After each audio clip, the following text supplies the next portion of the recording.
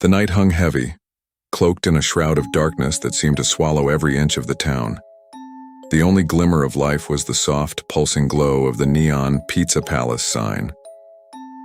I took a deep breath, bracing myself for another routine delivery. Little did I know tonight would etch itself into the deepest recesses of my nightmares. The address led me to an old Victorian house, its time-worn facade looming eerily in the dim moonlight. A chill ran down my spine, but I shook it off as nerves. My breath formed spectral puffs in the frigid air, betraying my uneasy. As I approached the door, a strange sensation washed over me, a feeling of being watched. The door creaked open, revealing a woman in her mid-30s. Her eyes, pools of ink, seemed to penetrate my soul. A wry smile played on her lips, revealing teeth unnaturally sharp. "You're right on time," she purred, her voice a silky whisper that sent shivers through my body. I handed her the pizza, my fingers brushing against hers, sending a jolt of dread up my arm. She paid in exact change, each coin clinking like a sinister lullaby.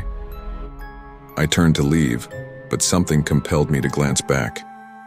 The woman's eyes bore into mine, a silent plea buried within their depths.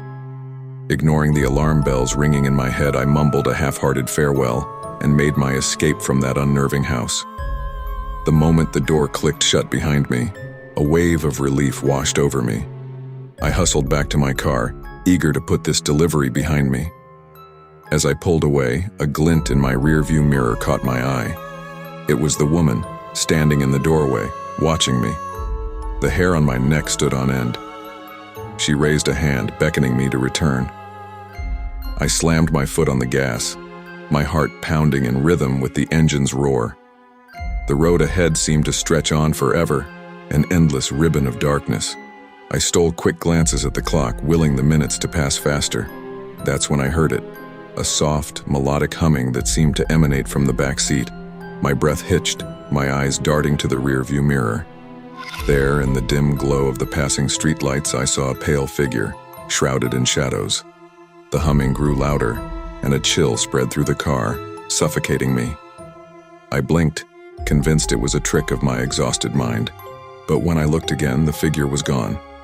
Panicking, I glanced back at the road just in time to see a figure dart across it.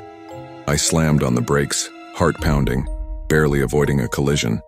My breath came in ragged gasps as I scanned the darkness. There, standing at the edge of the road, was the woman. Her eyes met mine, glowing with an unnatural intensity. I couldn't explain it, but I felt drawn to her, as if some unseen force was pulling me towards her. My body moved of its own accord, inching closer to the woman.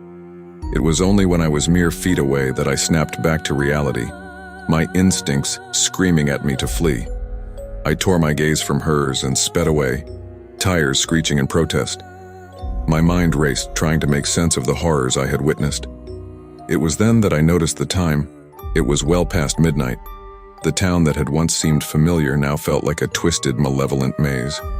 I drove aimlessly, lost in a nightmarish labyrinth of winding streets. Shadows danced at the periphery of my vision, and the air grew thick with an oppressive dread. Every turn led me deeper into this waking nightmare. Just when I thought I couldn't take it anymore, I spotted a familiar sight, the neon glow of the Pizza Palace sign. Relief washed over me as I pulled into the parking lot. I stumbled out of the car, heart pounding, and burst through the door. Inside, the world seemed to hold its breath. The patrons sat frozen, their eyes fixed on me. The air was heavy with an unspoken terror. I hurried to the counter, desperate for sanctuary.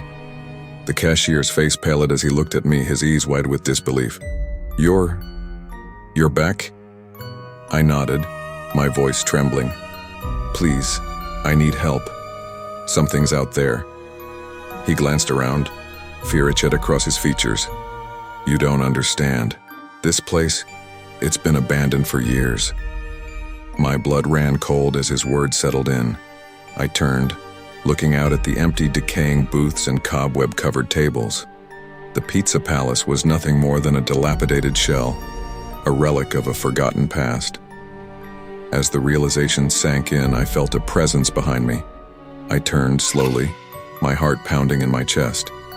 There she stood, the woman from the Victorian house, her eyes burning with an insatiable hunger. It was then that I knew I was trapped in a nightmare, a twisted realm where time held no sway and escape was an impossible dream. And as her cold fingers closed around my wrist, I knew that this was a fate from which there was